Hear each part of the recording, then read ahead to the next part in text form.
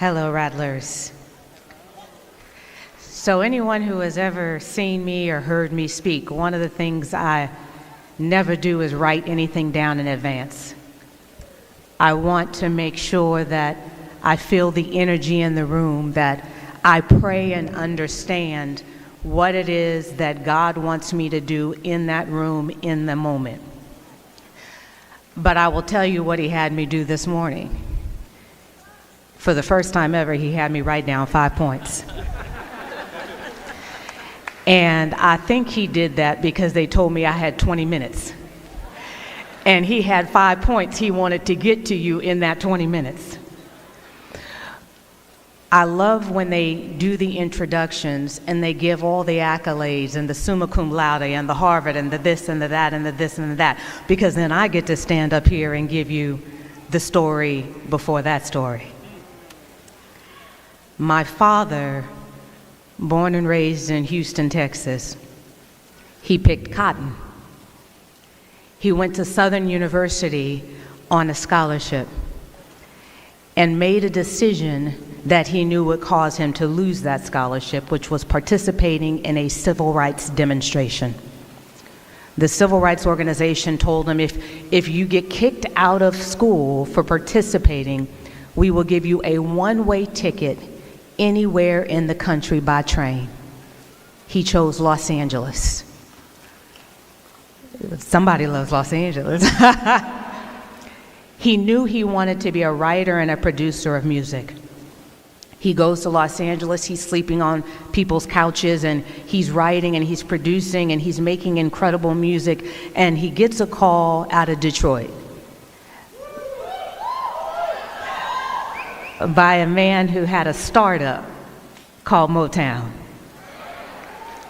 He told my father what he was beginning and asked if he would be interested in bringing his talent from Los Angeles to Detroit. My father was one of the original hit makers of Motown.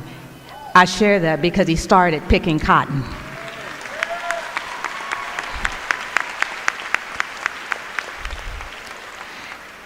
You are all going to go into the world. You are going to leave out of the safety confines of this university, and you are going to be bombarded by people telling you what you cannot do, what you cannot accomplish, what is impossible to do in this environment, with this administration, in this country, in this moment of time. And I want you to remember my father picked cotton in Houston, Texas. You are going to go out into the world and they are going to tell you that you are the minority. You are disadvantaged because you are the minority. And I need you to understand point number one that the Lord gave me this morning. People of color and women are 70% of this country and 92% of the world. You are not the minority, you are the majority. Walk into every space with the confidence that you do not belong to the group that is the minor. You belong to the group that is the major, and you serve a Father and a God that is King. That brings me to point number two. You come from, my father would say, you come from good stock. Anybody in the South knows what that means, but let me give you my version of that.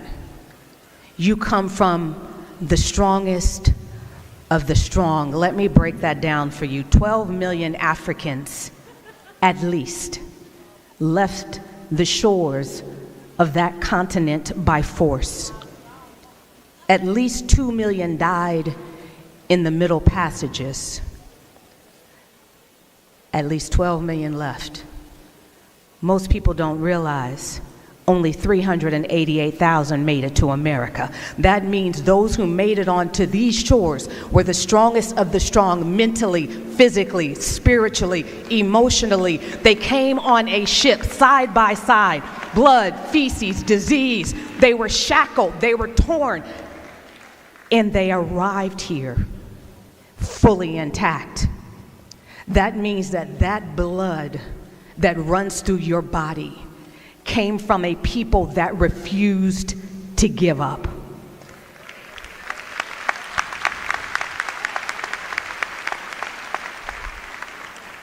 So if you know you're a part of the majority, and you know you come from the strongest of the strong, mentally, physically, spiritually, and emotionally, where does that leave us? That leaves us with point number 3.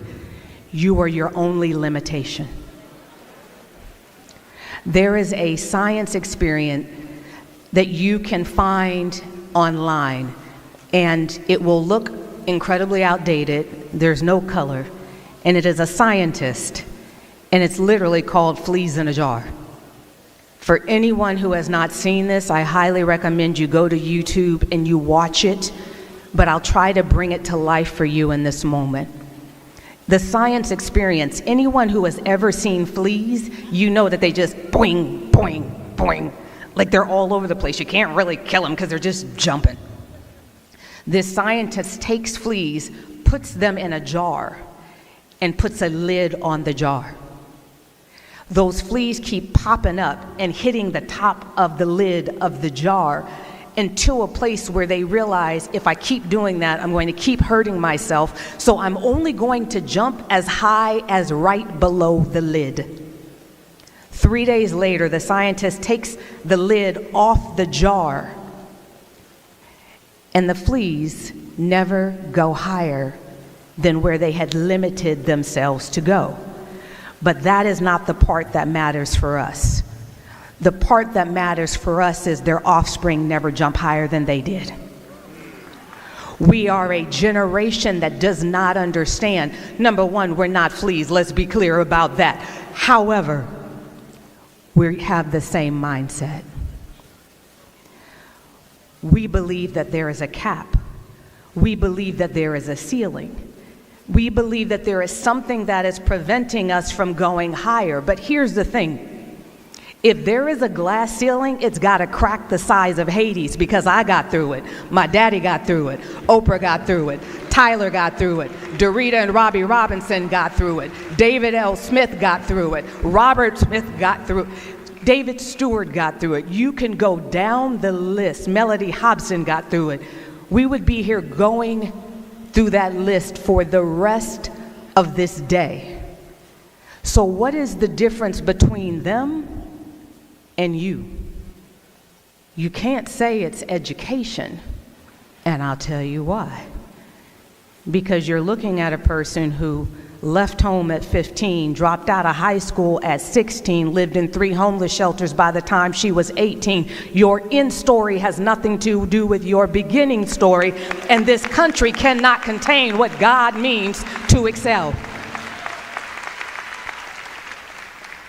That brings me to the 4th point. Y'all, the Lord is going to do this in 20 minutes, and I'm as amazed as you are. You belong wherever God places you. Every room that you will walk into, I sit in circles of billionaires on a very regular basis. When I leave here, when you see me leave off this platform early, it's because somebody's sending a plane for me to bring me to their party.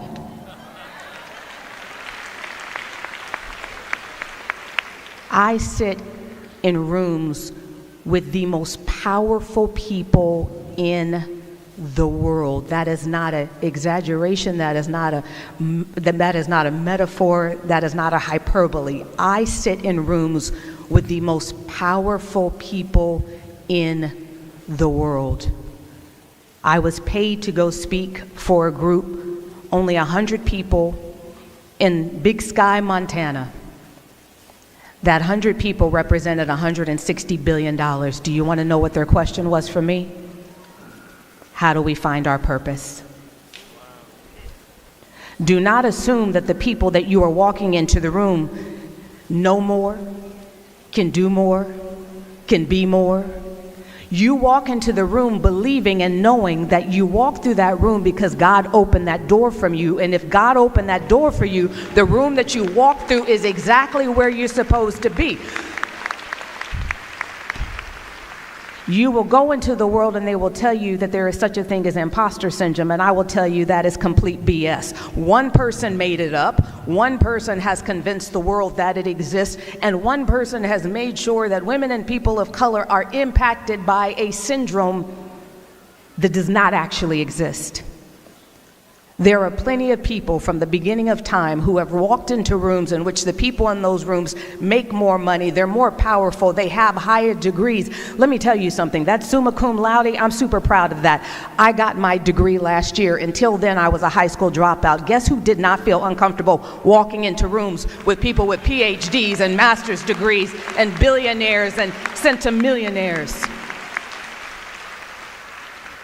It has nothing to do with where you began, what you look like, your gender, or your race.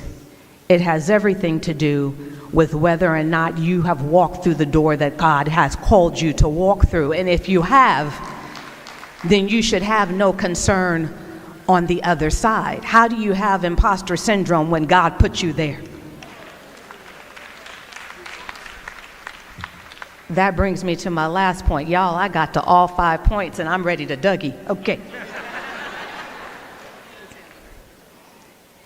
If God be for you,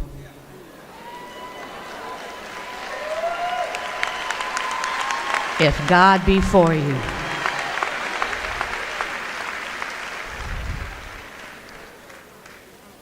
then who can be against you? You are going to leave out of these doors in one of the most divided times in our country's history in recent generations. They're going to tell you that the decisions of this administration are going to hold you back. They're going to tell you that the decisions of this administration are going to harm you. Let me tell you why I am never bothered about who's in the White House.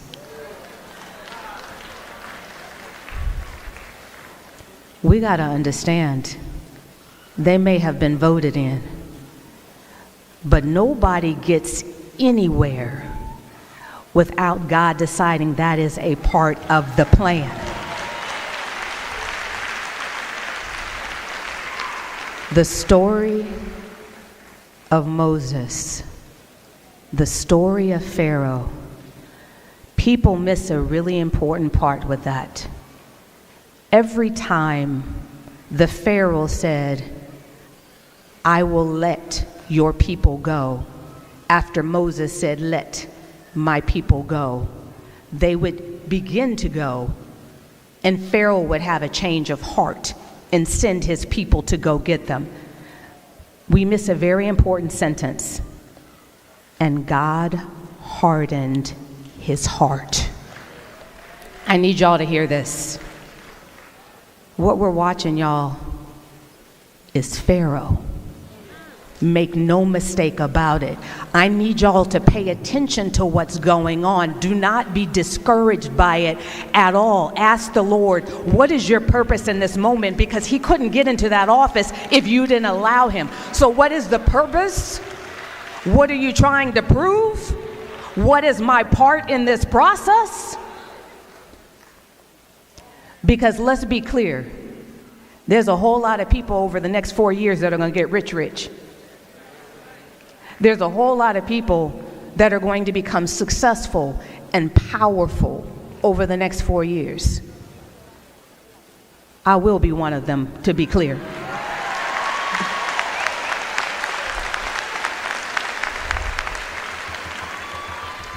But it's not because of where I began. It is not because of privilege. That third homeless shelter at the age of 18, Covenant House in Hollywood, California, I got stories for you. It will believe because I believe God's promise. I believe that no weapon formed against me shall prosper. I believe that what he has set me in this world to do, I will do it no matter who is in the White House. I will do it no matter who is in Congress. I will do it no matter who is in the Senate. So when you go out into the world today, you have a choice. You running this, or is God running this? And if God's running this, you should have no concerns. Thank you.